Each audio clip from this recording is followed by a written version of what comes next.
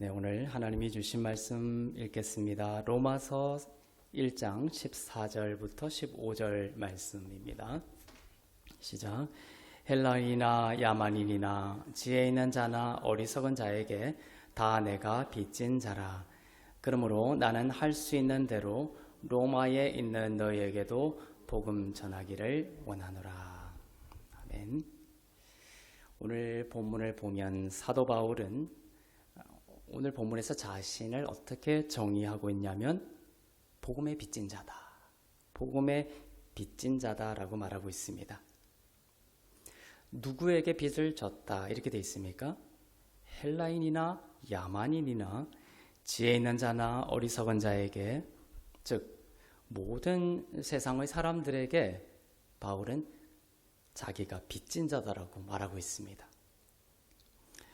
그러면 빚진 자이기 때문에 자기가 어떻게 하겠다고 하고 있습니까? 빚진 자이기 때문에 로마에 있는 너희에게도 복음을 전하기를 원한다. 이렇게 말을 하고 있습니다. 이 빚진 자라는 표현을 여러분이 들을 때 어떤 생각이 드십니까? 그런데 빚진 자라고 할 때 이 빚졌다라는 것은 우리가 흔히 정의하는 내용과 다릅니다. 누군가에게 잘못을 해서 갚아야 한다거나 누군가에게 도움을 받았기 때문에 그것을 되갚아야 한다거나 등과 같이 어떤 행위에 대한 반대급부로 갚아야 한다라는 식의 빚졌다라는 것이 본질적인 내용이 아닙니다. 여기 헬라어는 빚졌다라는 헬라어는 옵헤일레테스라는 단어인데요. 이 단어는 어떤 의무를 어떤 확정 판결을 말합니다. 어떤 의무를 가지게 되는 것으로 확정 판결을 받았다라는 뜻입니다. 어떤 확정적인 판결을 통하여 확정적인 전환이 앞과 전과 후에 확정적인 전환을 의미하고 본성적인 전환을 의미합니다. 새로운 본성을 가지게 되었다라는 것입니다. 확정적인 판결은 무엇입니까? 예수님의 공의로운 판결은 십자가이죠. 예수님의 십자가라는 그 확정적인 판결을 통하여 발현되고 열매 맺는 새로운 본성을 가지게 되었다라는 것을 말합니다. 빚졌다라는 것은. 예를 들면 이전에는 나만의 성을 쌓고 나만을 높이기 위해서 살고 싶은 것이 우리의 본성이었죠. 그랬지만 우리가 예수를 믿고 예수님이 십자가에서 나를 위하여 확정적인 공의의 심판을 받았다라는 것을 알고 예수님을 믿고 나니 이제 나만을 위해서 사는 것이 새로운 본성이 이제 태어났거든요. 그래서 이 새로운 본성과 나만을 위해서 사는 것이 서로 거슬리게 된다는 것입니다. 새로운 본성과 거슬리는 것을 내적으로 이제 감지하게 되는 새로운 본성을 가지게 되었다는 것입니다. 자, 보십시오. 바울은 자기가 빚을 졌다라고 하면서 자기가 한 번도 마주치거나 관계를 맺은 적도 없는 헬라인이나 야만인이나 또 세상에서 지혜 있다라고 하는 자들이나 어리석은 자들에게 모두에게 빚진 자라고 말하고 있습니다. 관계를 맺은 적도 없는 사람들에게 빚을 졌다라고 말하고 있는 것을 통해서 우리는 이 빚졌다라는 이 변환이 바울의 밖에서 일어난 것이 아니라 바울 안에서 일어난 어떤 사건이라는 것을 우리는 알 수가 있습니다. 이 새로운 본성이 바울 안에서 일어난 것입니다. 이 새로운 본성은 무엇이냐면 예수 그리스도의 본성을 가지게 된 것을 말합니다. 여러분은 복음을 믿고 거듭났을 때 예수 그리스도의 본성을 소유하게 되었습니다. 새로운 자아를 가지게 되었습니다. 이것이 빚졌다라는 것입니다.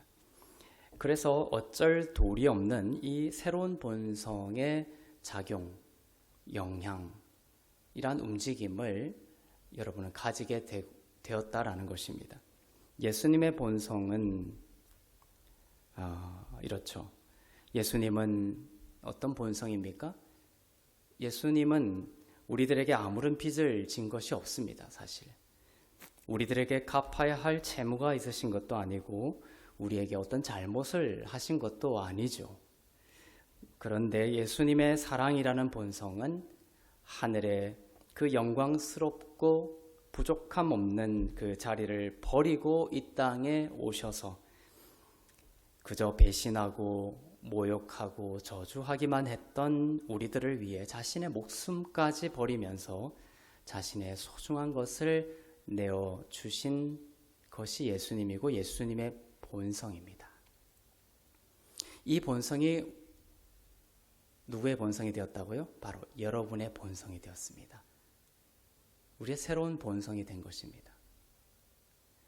우리의 행위와 우리의 선함을 통해서가 아니라 오직 예수님이 십자가에서 하신 일로 이것이 우리의 새로운 본성이 되었습니다. 이것을 바울이 오늘 어떻게 표현하고 있다? 나는 빚진 자다. 누가 시켜서 그렇게 된 것이 아니죠. 예수님이 이 땅 가운데 하늘 보좌 버리시고 오신 것은 예수님에게 누가 시킨 것이 아닙니다. 예수님 스스로 그렇게 하신 것입니다. 예수님의 본성입니다. 그렇게 하지 않고서는 예수님은 어떻게 살아갈 수 없고 존재할 수 없는 어떤 본성을 가진 것이에요. 무슨 뜻인지 아시겠죠? 하늘 보좌 버리고 이 땅에 내려오셔서 죽기까지 우리를 위하여 사랑하시는 그 본성, 내어주시는 본성이 예수님의 본성이고 그것은 누가 시켜서 될 수 있는 것도 아니고 강요해서 될 수 있는 것도 아니고 부탁해서 되는 것도 아니고 그것이 본성 자체, 그렇게 본성의 발현이 되게끔 되어 있다는 것이죠. 그것이 우리의 본성이 되었다라는 것을 우리가 깊이 묵상할 필요가 있습니다. 비라는 것은 내리는 것이 본성이고 햇빛은 발산하는 것이 본성이듯이 이 사랑과 은혜의 예수 그리스도는 자신을 내어주며 구원의 삶을 사는 것이 자연스러운 예수님의 본성이었던 것입니다. 이제 여러분이 거듭나서 예수 그리스도의 본성을 갖게 되자 이제 빚진 자가 되었습니다. 자, 물론 예수님과 우리는 이런 차이점이 있습니다. 우리는 아직 영광의 몸을 아직 입지 않았기 때문에 거듭난 이후에도 옛자의 습성과 또 육체의 소욕이 새로운 본성을 공격하고 막아섭니다. 하늘 보좌 버리시고 이 땅에 오시고 죽기까지 자신을 내어주신 것이 우리의 본성이 되었음에도 불구하고 우리는 영광의 몸을 아직 입지 않고 옛사람의 습성의 공격을 받고 가로막힘을 받고 있기 때문에 이것이 자꾸 막아서게 된다는 거예요. 새로운 본성대로 살지 못하게 하는 반작용이 있다는 것입니다. 그래서 영적인 전쟁이 우리 삶 가운데 계속 있게 되는 것입니다.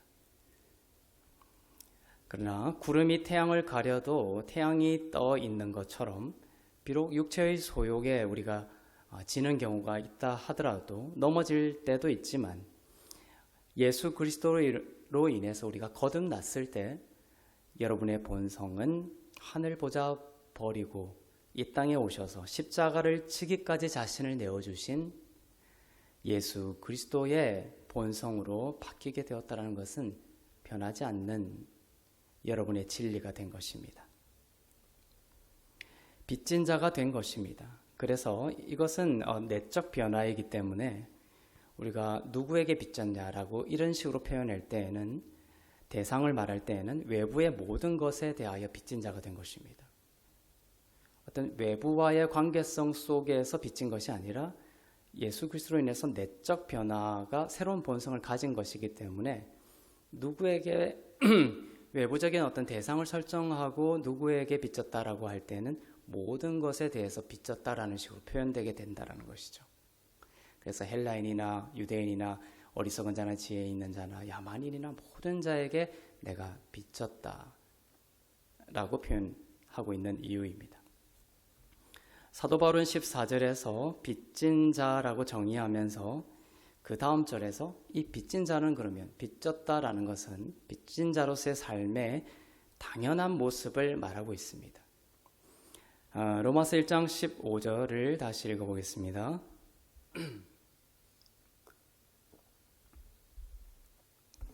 시작. 그러므로 나는 할 수 있는 대로 로마에 있는 너희에게도 복음 전하기를 원하노라. 자, 이 빚졌다라는 것은 새로운 본성이고, 새로운 본성은 발현되고 열매 맺는 어쩔 도리 없는 새로운 본성이라고 했죠. 발현되고 열매 맺는. 빛이 되었으면 발산할 수밖에 없습니다. 그러니까 발산하지 않고 비추지 않는 빛은 없죠. 빛의 당연한 본성인 것입니다. 그러니까 내가 빚졌다라는 것, 그리스도의 새로운 본성을 가졌다라는 것은 뭐냐면 이러한 삶의 당연한 양태를 가지게 된다라는 거예요. 뭐냐면 할 수 있는 대로 그러므로라고 되어 있죠. 그러므로 나는 할 수 있는 대로 로마에 있는 너희에게도 복음 전하기를 원하노라. 거듭나서 빚진 자에게서 본성적으로 나타나게 되는 새로운 원함은 예수 믿기 전에 원함이 아니라 이제 예수 믿고 새로운 본성을 가진 자의 새로운 원함은 바로 복음을 전하는 것입니다. 이것이 뚜렷한 특징이죠. 사도행전의 아주 큰 주제가 이겁니다. 성령을 받고 오순절에 성령을 받고 새로운 본성을 가지게 되죠. 거듭나게 됩니다. 성령을 통하여. 그 다음에 일어난 일들이 무엇입니까? 사도행전을 보면 성령 받은 자에게서 나타나는 전형적이고 반복적으로 나타나는 패턴이 있습니다.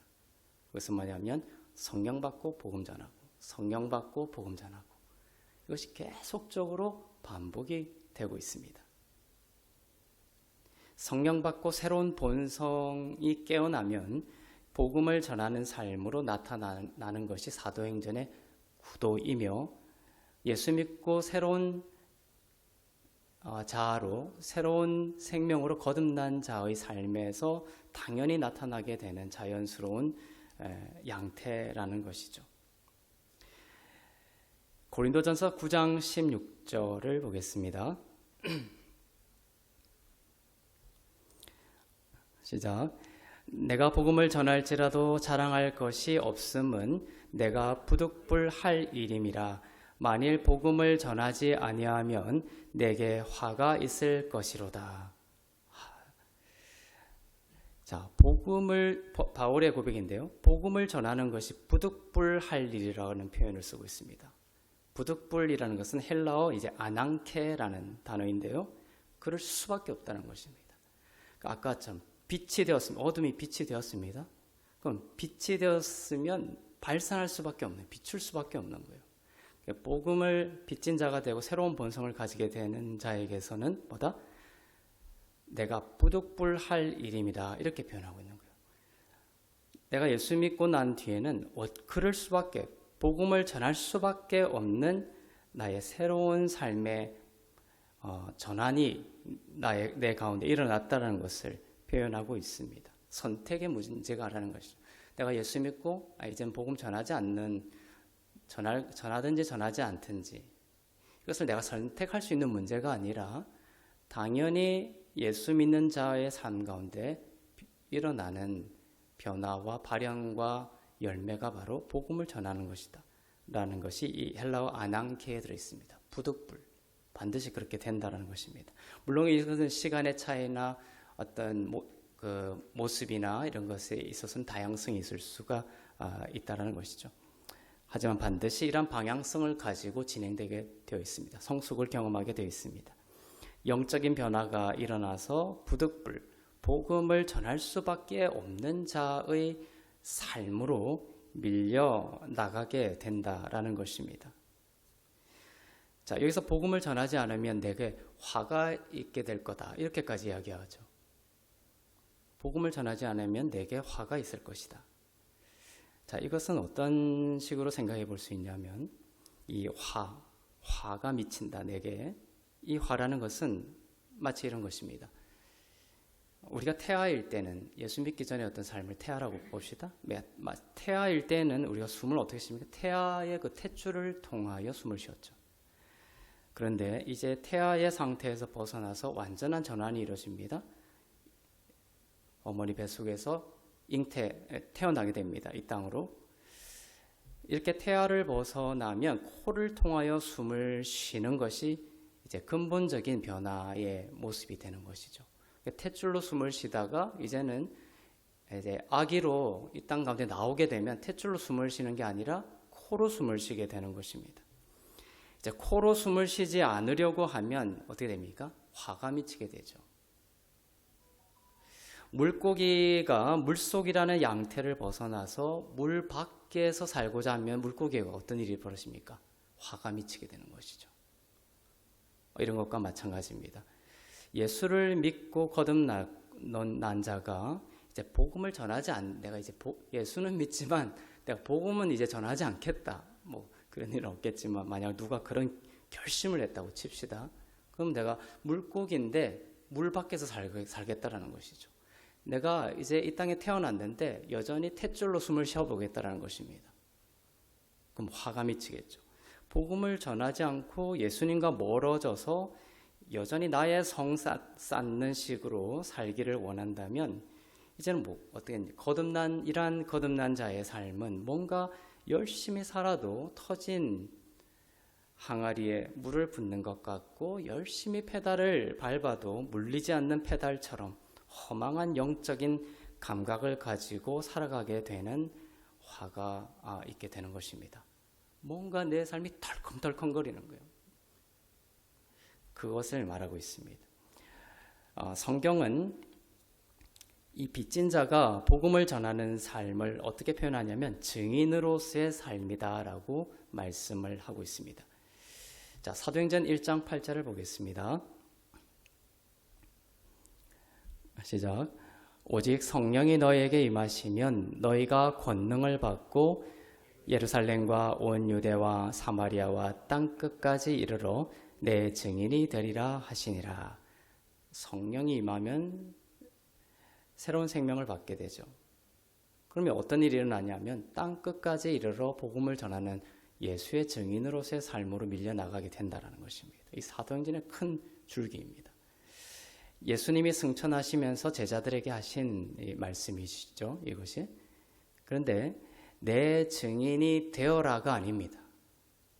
내 증인이 되리라입니다.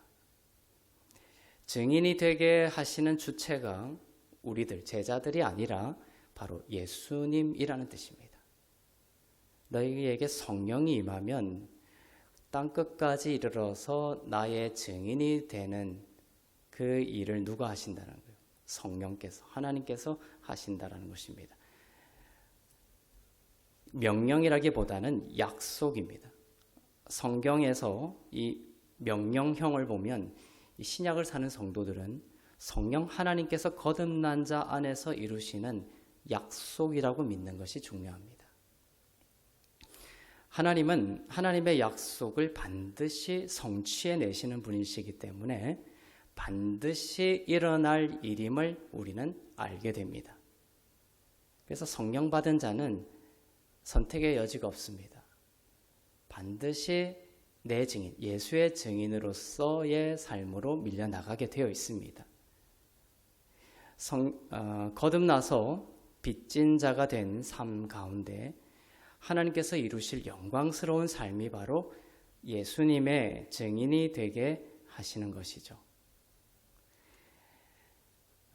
그것이 바로 하나님의 관심사입니다.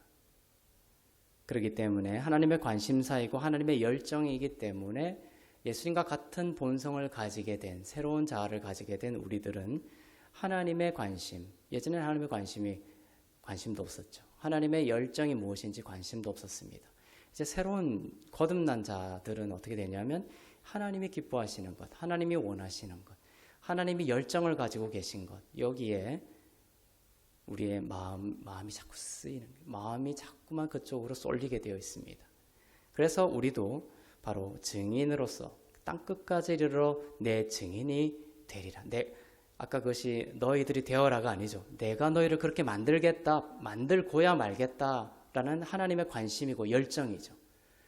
그 대상이 된 우리들은 또한 그것이 하나님의 관심이고 열정이기 때문에 우리도 증인으로서의 삶에 우리의 마음을, 우리의 삶을 두게 된다라는 것입니다. 그래서 우리는 모두 증인입니다. 예수님을 증거하는 증인입니다. 요한계시록에 보면 이 마지막 때에 등장하는 두 증인이 나옵니다. 두 증인. 요한계시록 11장 3절부터 5절을 보겠습니다. 시작. 내가 너희 두 증인에게 권세를 주리니 그들이 굵은 베옷을 입고 1260일을 예언하리라. 그들은 이 땅의 주 앞에 서 있는 두 감람나무와 두 촛대니 만일 누구든지 그들을 해하고자 하면 그들의 입에서 불이 나와서 그들의 원수를 삼켜버릴 것이요 누구든지 그들을 해하고자 하면 반드시 그와 같이 죽임을 당하리라. 이 두 증인이 등장하고 있습니다. 굵은 베옷을 입고 예언을 합니다. 그들은 이 땅의 주 앞에 서 있는 두 감람나무와 두 촛대라고 합니다. 자, 두 명인데 유대 율법에서 증인이 될 수 있는 최소한의 정족수가 두 명입니다. 한 명이 증언을 하면 이 사람을 형벌에 처할 수가 없습니다. 반드시 두 명 이상의 증인이 필요합니다. 진리를 이야기할 때도 마찬가지입니다. 이것이 진짜냐라고 했을 때 한 명의 증언으로는 안 되는 것이죠. 그래서 두 명의 정족수가 필요합니다. 그래서 예수님도 제자들을 전도회로 보낼 때 두 명씩 짝을 지어서 보냈던 것이죠. 그래서 진리를 증거하고 진리를 선포하는 최소한의 정족수였기 때문에 그렇습니다. 그것을 염두에 두고 요한계시록에 두 증인을 등장시키고 있습니다. 그리고 그 두 증인에게 예수님의 권세를 주었다라고 되어 있죠.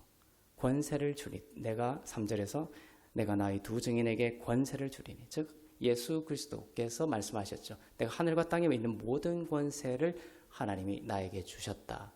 그런데 이 표현에서 예수님은 또 그들에게 두 증인에게 예수님의 권세를 주신 것입니다. 두 증인은 홀로 그냥 헐벗은 채 아무런 권세와 능력 없이 보냄받지 않았습니다. 보내실 때는 기름 부으시고 예수 그리스도의 모든 권세를 주신 것입니다. 그래도 금요일날 전도하게 될 텐데 이런 거예요. 그 증인에게 권세를 주신 것입니다. 하나님께서 그들을 통하여 역사하실 거라는 것을 말씀하고 있죠. 이 두 증인을 두 감람나무와 두 촛대라고 표현하고 있습니다. 왜 이런 표현을 썼을까?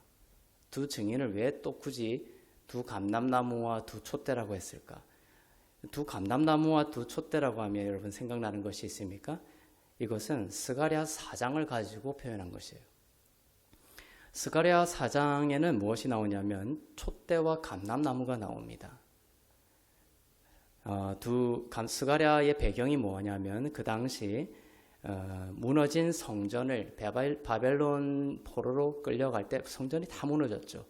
70년 후에 바벨론 포로에서 이제 돌아와서 성전을 재건합니다. 그때 무너진 성전을 재건했던 사람이 있는데 두 사람이 나옵니다. 대제사장 여호수아와 유대 총독 스룹바벨이 나옵니다.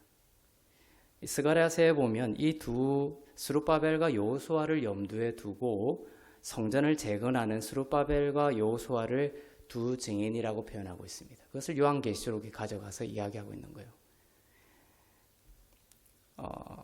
이 스룹바벨에서 스가랴에서 그래서 감람나무가 나오고 그 다음에 촛대가 등장하고 있는 이유가 그것입니다. 스가랴서에서 이 스룹바벨과 여호수아라는 그 스가랴서의 인물을 가지고 굳이 요한계시록에서 두 증인을 이야기하고 있는 것은 오늘날 동일하게 우리도 증인이죠. 이 증인으로서의 삶을 살아가는 성도들이 어떻게 복음의 증인으로 살아가야 할 것인지에 대해서 말씀하시고자 하는 것입니다. 자, 스가랴서 4장 6절을 보겠습니다.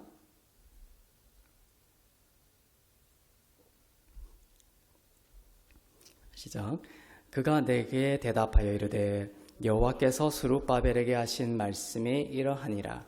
만군의 여호와께서 말씀하시되 이는 힘으로 되지 아니하며 능력으로 되지 아니하고 오직 나의 영으로 되느니라. 당시 성전을 재건하는 일은 어마어마한 일이었습니다. 솔로몬의 성전 기억이 다 있거든요.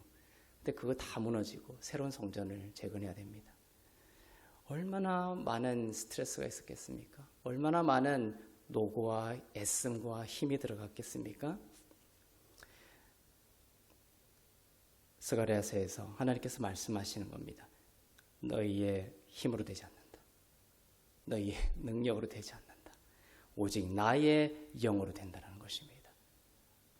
성전을 재건하는 것이고, 성전을 재건하는데 가장 앞에 쓴 두 증인 누구죠? 스룹바벨과 여호수아죠. 그래서 성전을 재건하는 이 일은 증인들에게 말하는 거예요. 너희의 힘으로도 아니고 너희의 능으로도 아니고 오직 나의 영으로 되는 것이다. 증인으로서의 삶은 영으로 하는 삶이다라는 것입니다. 성전을 재건하는 증인인 스룹바벨과 여호수아야, 너희가 애쓰고 또 그런 삶을 살게 되겠지만 이런 너희의 증인으로서의 삶은 너희의 힘으로도 되는 것이 아니고 너희의 능력으로 되는 것도 아니며 오직 나의 영으로 되는 것이야. 그 진리를 말씀하고 있는 것입니다. 그 스룹바벨과 여호수아에게 스가랴서에서 했던 말씀을 계시록에서 가져와서 이 두 감람나무, 두 촛대를 가지고 이 세상에 예수의 증인으로 살아가는 모든 사람들에게 동일하게 적용되는 증인으로서의 삶의 원리를 밝히고 있는 것이죠. 영으로서 되는 것이다. 증인은. 우리 각 사람은 성령께서 우리 안에서 하신 복음의 일을 알고 있습니다. 여러분들도 예수 믿었는데 내가 어떻게 예수 믿었는지 다 알고 계시죠. 각자의 그 경험들이 있습니다. 하나님께서 내 안에 하신 그 복음의 일들을 우리가 다 알고 있습니다. 내 증인이 되리라 이렇게 했죠. 땅끝까지 이르러 내 증인이 되리라. 내가 얼마나 잘 살고 내가 예수 믿고 얼마나 어떻게 잘했고 이걸 말하는 것이 아니라 나가서 선포해야 되는 것은 내 증인이 되는 것입니다. 나 말고 여기서 나는 예수님을 말하죠. 예수님이 내 안에서 하신 복음의 일을 말하면 됩니다. 그래서 사마리아 여인이 물동이를 던져두고 마을로 가서 무엇을 얘기했습니까?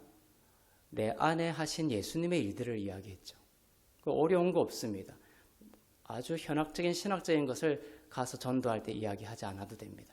예수님이 내 안에 하신 일, 사마리아 여인, 그 여인이 예수님이 나를 찾아와서 나의 과거를 아시고 나의 슬픔을 아시고 나의 아픔을 아시고 그걸 꿰뚫어 보시고 나에게 정말 진리로 위로하시고 그 다음에 오실 메시아에 대한 선포까지 하시고 그 말씀을 들을 때에 사마리아 여인의 내적인 강력한 변화와 새로운 본성을 가지게 되는 것을 뜨겁게 사마리아 여인은 경험했을 거예요.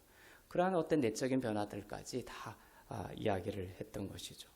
내 증인, 예수님의 증인으로 살아가는 것입니다.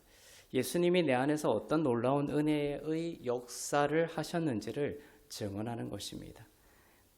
내 힘으로 안 되는 것, 그리고 내 능력으로 안 되던 것, 그러나 주의 성령이 오셔서, 주의 성령이 내 안에 오셔서 내 힘과 내 능력을 십자가와 함께 죽게 만들고 이 죽을 운명의 사람에게 영원한 생명을 주시고 하늘의 권세를 주셨다라는 십자가의 죽음과 부활의 역사를 증언하는 것입니다.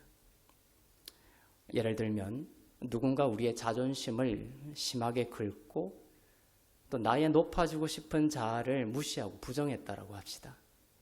그러면 보통 우리의 마음속에는 어떤 마음이 듭니까?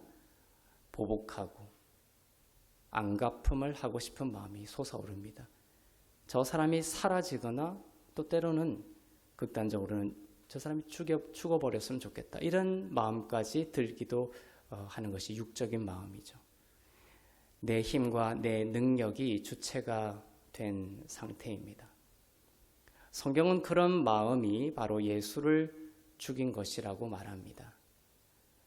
날마다 우리의 옛사람은 우리로 하여금 예수를 죽이는 자로서의 우리의 처음 자리를 계속해서 폭로시킨 것입니다. 2000년 전에 로마 병정이 예수님을 죽인 게 아니에요. 바로 우리 마음의 그런 마음들. 누군가가 나에게 상처를 주고 아픔을 주고 나를 공격하고 그렇게 했을 때 내 가운데 저 사람이 사라지거나 보복하고 싶은 마음 올라오죠. 왜 그렇게 올라옵니까? 그 마음으로 예수를 죽였다라는 것을 계속 폭로시키는 거예요. 2000년 전까지 갈 필요가 없습니다. 나의 그게 처음 자리, 그런 마음 때문에 예수님이 죽은 거잖아요. 스스로 십자가에 올라가신 것입니다. 나로 인해서 죽으셨구나. 내가 예수님을 십자가에 못 박은 것이구나. 폭로시키죠. 그러나 주님은 말씀하셨습니다. 오직 나의 영으로 되느니라. 성령께서 우리 안에 예수님을 증언하시고 예수께서 하신 일을 증언하시는데 그 영의 말씀하심에 우리의 믿음을 두는 것입니다. 그러면 영의 말씀은 무엇입니까? 바로 우리가 그 옛사람의 마음에 대해서 예수와 함께 죽었고 그렇게 보복하고 싶은 마음, 안갚음하고 싶은 마음, 저 사람이 사라져 버렸으면 좋겠다라는 그 마음이 들 때 그 옛사람의 마음에 대해서 우리가 예수와 함께 죽었다라는 것을 믿는 것입니다. 그것이 너의 힘과 너의 능으로도 아니고 오직 주의 영으로 말미암는다라는 것입니다. 증인으로서의 삶은 그렇게 걸어가는 것입니다. 그래서 어떻게도 내가 내 마음속에 그를 억누르고 그 다음에 그것이 발현되지 않도록 그렇게 애써도 안 되던 것이 그런 것이 올라올 때 내가 예수와 함께 십자가에서 그 옛사람의 마음에 대해서 죽었어. 그것을 믿고 이제 새로운 그리스도의 본성으로 누군가를 용서하고 누군가를 품는 새로운 본성이 내 본성이라는 것을 진리죠. 감정이라든지 아니면 감각적으로 그것이 느껴지지 않더라도 예수 그리스도의 진리의 말씀을 믿고 그것이 용서하고 품는 것이 그리스도의 본성이고 그것이 나의 새로운 본성이라는 것을 진리로 믿으면 하나님의 영이 작용하여 하나님의 영이 역사하여서 우리 가운데 새로운 감정을 일으키고 새로운 마음을 일으키고 새로운 열매를 일으킨다라는 것입니다. 사마리아 여인에게 하셨던 하나님의 일이 바로 그것이죠. 많은 남자들과의 상처들 그런 것들이 예수님과 이야기하면서 그동안은 자기가 그런 억누름, 보복하고 싶은 마음, 그다음에 절망적인 마음들을 아무리 억누르려고 해도 안 됐어요. 그래서 그냥 다른 사람들이 오지 않는 정오에 홀로 그냥 우물가에 나와서 외로운 시간들을 보냈지만 그냥 예수님과 이야기하다 보니까 그 예수 그리스도의 마음이 주의 영이 여인의 마음을 완전히 갈아엎어버린, 변화시켜버린 것입니다. 그래서 그 전에 남자들에게 가졌던 원한과 절망과 자신의 인생에 대한 어떤 낙심의 마음들이 전부 쓸려가 버린 거예요. 주의 영으로 그것이 됐다는 거예요. 내 힘으로 안 되던 것들이 주의 영으로 됐네요 라고 물동이를 던져두고 마을 사람들에게 가서 밝은 미소로, 그중에는 얼굴이 완전히 어둠이고 죽을 상이었어요. 그러나 물동이를 던져두고 마을에 가서 예수 그리스도께서 나에게 하신 그 일들, 그리고 내 안에 일어난 그 영적인 변화들을 이야기할 때 그 사마리아 여인의 얼굴을 한번 상상해 보십시오. 얼마나 기쁨과 환희와 또 미소로 가득 찬 얼굴이었겠습니까? 그렇게 그것은 바로 예수 그리스도가 말씀하실 때 사마리아 여인이 옛사람의 마음에 대해서 죽고 예수와 함께 죽고 그리스도의 본성에 대해서 살아났다는 것이 성령의 도움으로 사마리아 여인에게 믿어졌기 때문입니다. 우리를 속여서 사망으로 끌고 가려는 속입니다. 그런 미움과 보복하고 싶은 마음들이 여전히 예수 믿는 너희의 본성이야. 그것이 새로운 본성, 그게 바로 너희의 새로운 본성, 변하지 않는 본성이야. 이렇게 자꾸 속이는 옛사람의 그 갈고리에 반응하는 것으로 올무에 걸려들지 않고 우리는 죽은 허상으로 대하는 것입니다. 대해야 하는 것이죠. 내가 진짜 소유하고 있고 내가 가지고 있는 것은 그리스도의 본성이고 확정 판결을 받은 것입니다. 새로운 그리스도의 본성을 여러분들이 가지게 되었습니다. 그리스도 안에서 받은 권세와 능력과 지혜를 여러분들이 가지고 있습니다. 성령의 모든 열매가 그리스도 안에서 여러분의 것이 되었다는 것을 여러분들이 반드시 믿어야 한다는 것이죠. 복음에 나는 빚진 자다. 복음이 나를 빚진 자 만들었다. 복음이 나를 전혀 새로운 본성으로 태어나게 했다. 그리스도께서 성령으로 내 안에 하신 이 놀라운 복음의 일을 증언하는 삶을 하나님은 우리들에게 원하시고 계십니다. 빚진 자로서 바울은 로마에 가서 복음을 전하기를 원했습니다.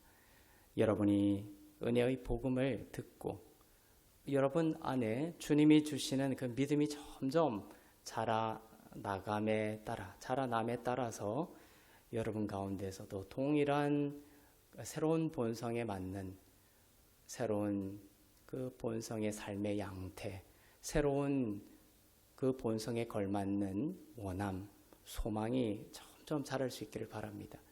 하나님께서는 여러분 가운데 그 가시적인 때가 비록 늦게 일어날지라도 필연적으로 그러나 반드시 여러분 가운데 이런 그리스도의 본성이 나타나는 내가 빚진 자다. 그리스도로 인해 새로운 본성을 가지게 되었고 그러므로 로마에 있는 너희에게도 가서 복음을 전하기를 원한다라는 그러한 그리스도의 복음의 증인으로서의 삶이 반드시 여러분의 인생 가운데 하나님께서 역사하실 줄로 믿고 축복합니다. 기도하겠습니다. 우리 말씀을 기도하며 함께 생각하며 기도하기를 원합니다. 하나님, 바울이 내가 헬라인이나 유대인에게나 야만인이나 지혜 있는 자나 세상의 모든 자에게 빚진 자다라고 한 그 고백의 진위가 그 내용이 바로 내가 예수 그리스도로 새로운 본성을 예수 그리스도의 십자가에 확정된 판결로 내가 이전과 다른 새로운 본성을 가졌다라는 바울의 고백임을 깨닫게 하시니 감사합니다. 우리도 복음의 빚진 자가 되었습니다. 복음이 나를 새로운 본성으로 태어나게 했습니다. 하나님, 바울은 이러한 새로운 본성을 통하여서 하늘 보자 버리시고 이 땅 가운데 오시지 않아도 되었는데 빛이 발산할 수밖에 없었던 것처럼 예수님은 하늘 보자 버리시고 이 땅에 오실 수밖에 없는 그리스도의 본성을 가지고 계셨습니다. 그것이 우리의 새로운 본성, 새로운 자아가 되었음을 믿습니다. 그 새로운 본성을 깊이 바라보게 하여 주시고 묵상하게 하여 주시옵소서. 사단에게 속아서 주님, 옛자의 그러한 어두운 생각과 옛자의 그 악한 마음의 습성들이 나의 본성이라는 것을 자꾸만 사단은 주지시키며 우리를 갈고리로 끌고 가려고 합니다. 하지만 예수의 십자가로 죽었다라는 것을 깨닫게 하여 주시고 예수 그리스도의 본성을 바라보며 예수 그리스도의 그 새로운 그 본성이 우리의 새로운 본성이 되었음을, 그것이 바로 나임을 깊이 바라보며 깊이 묵상하며 나의 의가 아니라 나의 힘으로가 아니라 나의 능력으로가 아니라 오직 주의 성령으로 내 안에 새롭게 가지게 된 그 예수 그리스도의 본성이 빛처럼 흘러나올 수 있도록 주님 역사하여 주시옵소서. 땅끝까지 이르러 내 증인이 되리라. 주님께서 그렇게 일하시고 그렇게 열심히 내 가운데 역사하실 것을 약속하셨습니다. 주님, 그것이 나에게 맡겨졌다면 얼마나 힘들고 수고하고 불행한 인생이겠습니까? 하지만 나를 거듭나게 하신 것도 하나님이시오. 나를 예수의 증인으로 빚어가실 분도 하나님이심을 믿고 감사하며 주님을 바라봅니다. 늘 주님 하신 일 가운데 머물게 해주시고 주님의 말씀 안에 머물게 해주시고 주의 성령이 어떻게든 내 안에서 역사하실 수 있도록 나의 모든 육적인 나의 의를 내어놓으며 믿음으로 주님을 바라보며 나아가는 하나님의 자녀들 되게 하여 주시옵소서. 복음의 증인으로서의 삶을 살기를 원합니다. 주님, 내 삶에 갇혀서 그냥 내 삶, 나의 삶과 내 성을 쌓는데 혈안이 된 그런 비참한 인생이 아니라 이 어떻게든 나의 삶의 그 껍질을 깨고 내 안에 있는 그리스도의 본성이 빛처럼 나를 통해서 흘러나가기를 원합니다.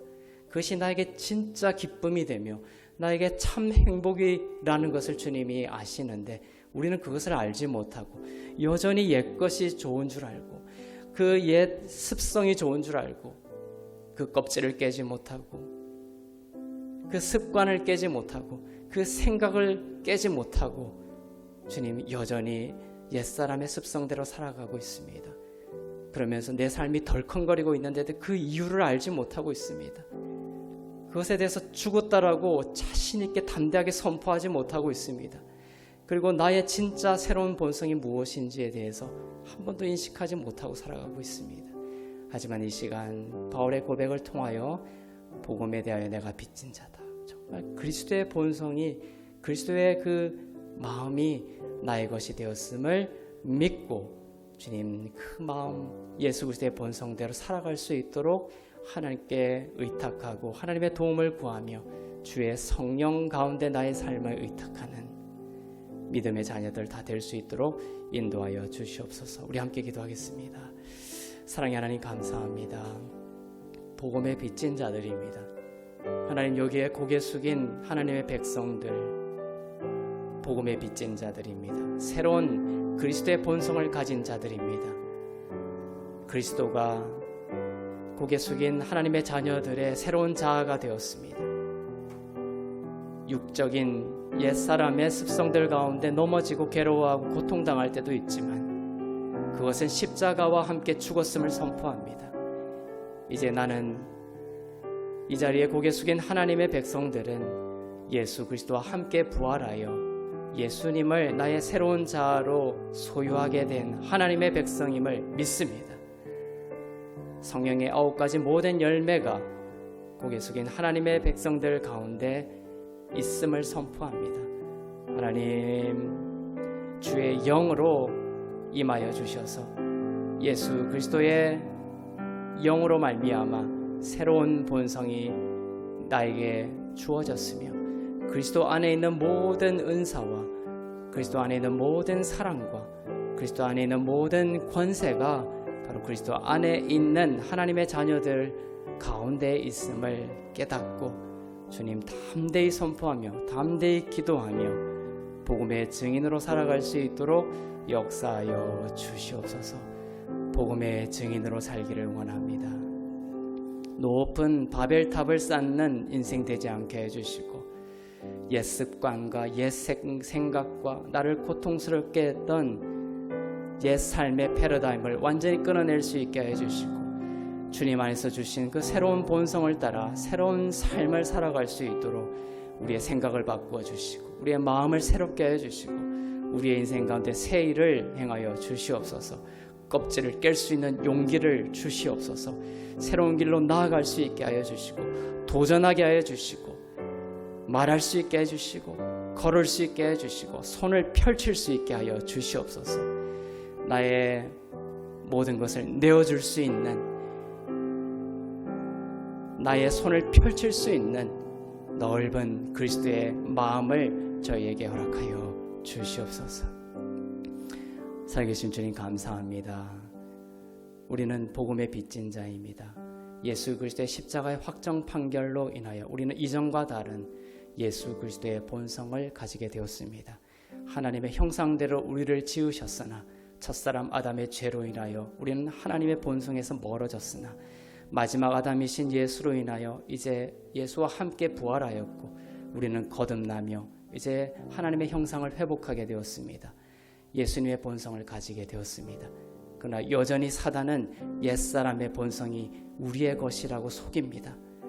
나쁜 마음, 미운 마음, 보복하고 싶은 마음, 거친 마음, 안갚음하고 싶은 마음들, 불안과 두려움과 분노 이런 것들이 일어날 때마다 주님 그것이 나와 단절된 것이고 그것이 나의 정체성이 아니라 예수 그리스도와 함께 십자가에 죽었다라는 것을 믿고 반응하지 않게 해주시옵소서.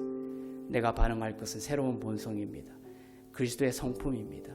그리스도는 7번, 70번씩 용서하며 모든 자를 품으셨으며 죄인의 친구였으며 그의 모든 것을 버리시고 이 땅 가운데 오셔서 죽기까지 내어주신 사랑과 넓은 변하지 않는 은혜의 주님입니다. 그것이 우리의 본성 가운데 심겨졌습니다. 그것이 우리의 본성입니다. 그것을 깊이 묵상하며 그것이 나라는 것을 깊이 들어갈 때, 깊이 응시할 때, 깊이 고백할 때 그 새로운 예수 그리스도의 본성이 우리를 통하여 새로운 일을 하며 생명과 또 성령의 9가지 그 수많은 열매들로 우리의 삶 가운데 꽃피고 열매 맺을 줄로 믿습니다. 하나님 복음의 증인으로 살게 하여 주시옵소서. 로마에 있는 너희에게 복음을 전하기를 원하노라 말씀하셨고, 사도행전에서도 성령 받고 복음을 전하고 성령 받고 복음을 전했던 것처럼 하나님 높은 바벨탑을 삼는 비참한 인생이 아니라 이제 나의 모든 껍질을 깨고 이전에 습관적이었던 몸에 밴 그런 어둠의 삶의 모습을 다 내려놓고 용기를 가지고 그 모든 옛자를 부인하고 주님이 주신 그리스도의 본성으로 살아갈 수 있도록 용기를 더하여 주시옵소서. 마음을 넓게 가질 수 있게 해주시고 정말 하나님의 부유함을 가진 자임을 믿고 여유를 가지게 해주시고 조급해하지 않게 해주시고 하나님께 지혜를 구하고 우리의 손을 펼치고 우리의 다리를 세우며 주님 우리의 모든 것을 내어줄 수 있는 그리스도의 성품을 따라 살아가는 참된 복음의 증인으로 살아갈 수 있도록 우리 가운데 역사하여 주시옵소서. 증인으로서의 삶을 살도록 주님께서 도우실 줄로 믿습니다. 우리 가운데 역사하여 주시옵소서. 이제는 우리 주 예수 그리스도의 은혜와 하나님 아버지의 사랑과 성령님의 위로교통 새롭게 하심의 역사가 그리스도의 본성이 우리를 통해 드러나는 복음 증거의 삶을 살기를 원하며 오직 한 분 예수 그리스도만을 바라보는 주 안에서 의롭고 흠없고 거룩한 교회 위에 선교사님들 위해 나라와 민족들 위해 이제부터 영원토록 충만하시기를 간절히 축원하옵나이다. 아멘.